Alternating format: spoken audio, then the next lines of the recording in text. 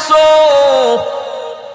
ওই রাতে যদি তোমার মরণ হয়, মায়ার নবীর সুসংবাদ তোমার ব্যাপারে, যত বড় গুনাহগার তুমি হও না কেন, সকাল হওয়া মাত্রই তোমার জন্য জান্নাতের দরজা খোলা। সকাল হওয়া মাত্রই জান্নাতের দরজা খোলা। আর একজন যদি জীবিত থাকে, একজনকে খুশি করো, একটা জান্নাতের দরজা তোমার জন্য খোলা। এরপরে নবী বলেন, আমান আসবাহা আসিয়ান লিল্লাহি ফি ওয়ালিদাইহি আসবাহা লাহু বাবান মাফতুহান মিনান নার।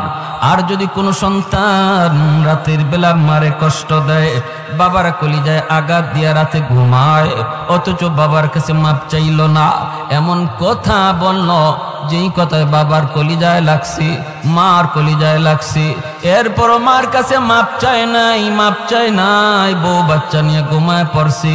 মায়ার নবী, দয়ার নবী বলেন, তুমি যত বড় হাজি সাবার নামাজি হও, সকাল হওয়া মাত্রই তোমার জন্য জাহান্নামের দুইটা দরজা খোলা। কিলা ইয়া রাসূলুল্লাহ ওয়া ইন যালামা। সাহাবায়ে কেরাম জিজ্ঞেস করে, ইয়া রাসূলুল্লাহ, এত বড় কথা, যদি কোনো মা কোনো বাবা সন্তানের সাথে জুলুম করে, যদি কোনো সন্তানের উপরে বাপ মা জুলুম করে, তিনটা সন্তানের ভিতরে দুইটারে মায়া করে, একটারে কম মায়া করে, অথবা সম্পত্তি বন্টন করার সময় একজনরে কম দিছে আর একজনরে বেশি দিছে, এইভাবে যদি কোনো মা বাবা কোনো সন্তানের উপরে জুলুম করে গো নবী, তবুও কি সন্তান বাপ মার সাথে ভালো আচরণ করবে? এই প্রশ্ন যখন মায়ার নবীকে করলেন সাহাবী, আমাদের অনেকেরই মনে এই প্রশ্ন থাকতে পারে।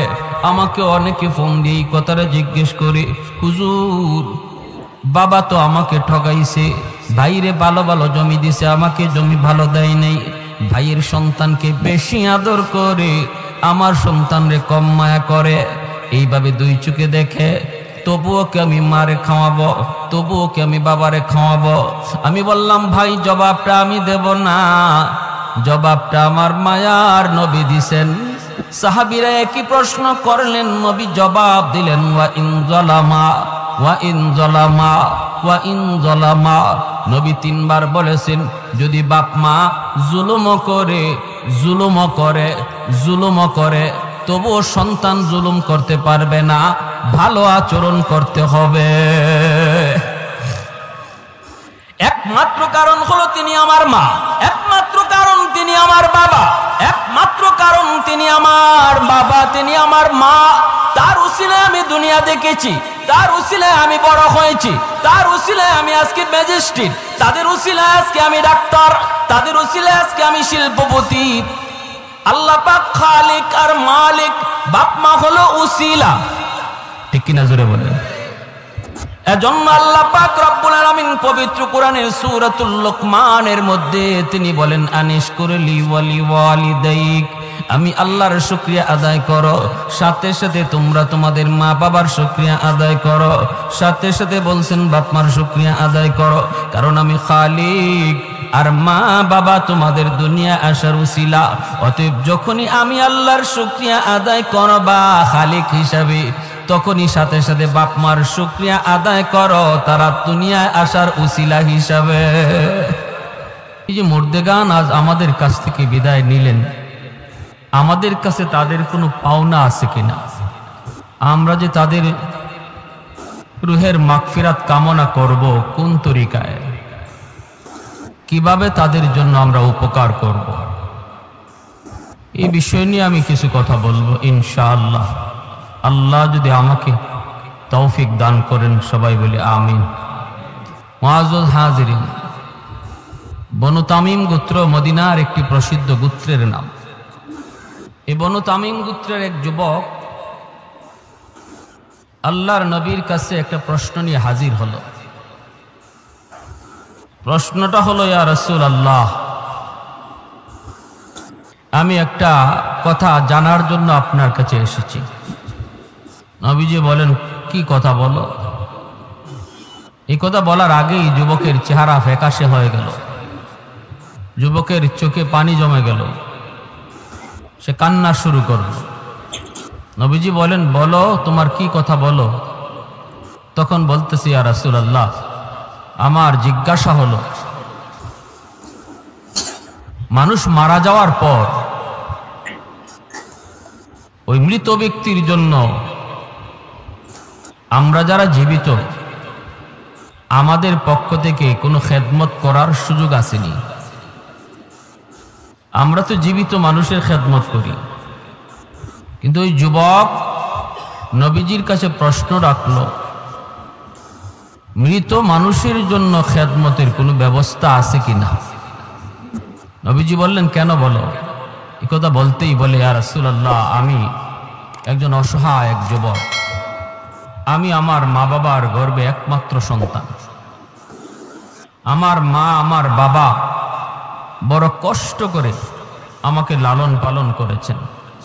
অভাবী সংসার, বাবা দিন আনতেন, দিন খাইতাম। কখনো বাবা যদি কাজে বের হতে না পারতেন, তাহলে এই দিন উপাস থাকতে হতো।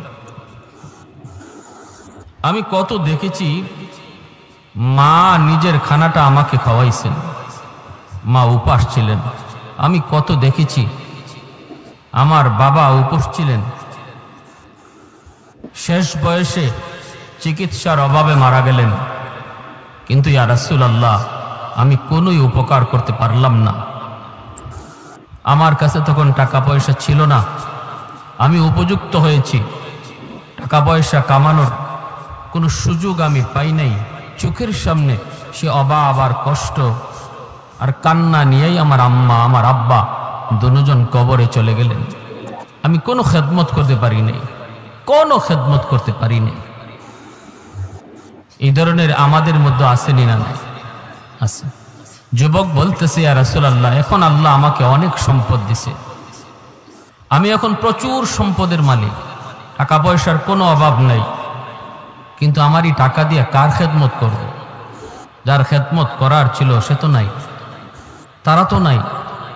ওগো নবীজি, এখন আমি শুধু রাতের বেলা কান্না করি, চোখের পানি জড়াই, মার সে অভাবের দৃশ্য দেখা, মার কষ্টের কথা চিন্তা কইরা, বাবার কষ্টের কথা চিন্তা করে, যে আজ আমি চাইলে আমার আম্মাকে আমার আব্বাকে যত বড় ডাক্তার হোক তারে দেখাইতে পারতাম, মাকে একটা ভালো শাড়ি কিনে দিতে পারতাম, আব্বারে একটা ভালো লুঙ্গি কিনে দিতে পারতাম। যখন মা বাবা দুনিয়া ছিল তখন আমার তৌফিক ছিল না, আর এখন আল্লাহ আমাকে তৌফিক দিছে, কিন্তু সুযোগ কেড়ে নিয়েছে। মা বাবা কবরে শায়িত। ইয়া রাসূলুল্লাহ, ওগো নবীজি, আমি জানতে চাই, আমি কি আমার আম্মা আব্বাকে কোনো খেদমত করার সুযোগ আছে? এই কথা বইলে যুবক কাঁদতেছে। যুবকের কান্না দেখে আমার আপনার রহমতের নবীও কান্না শুরু করে দিয়েছে। কারণ নবীজি তো মা বাবার কথা শুনলে এমনিতেই নরম হয়ে যান। কারণ জন্মের আগেই তো আমার আপনার নবী বাবা হারাইছেন, বুঝ হওয়া মাত্রই মা হারাইছেন। মার খেদমতের সুযোগও নবী পান নাই, বাবাকে তো চোখেই দেখেন নাই। আব্বা ডাক্তার ভিতরে কত মজা আমার আপনার নবী তা জানেন না। বাবা ডাক দিলে কত মজা লাগে সেটা নবী বুঝতেন না। এই জন্য মা বাবার কথা যেই বলতো মায়ার নবী তখনই কান্না শুরু করে দিতেন।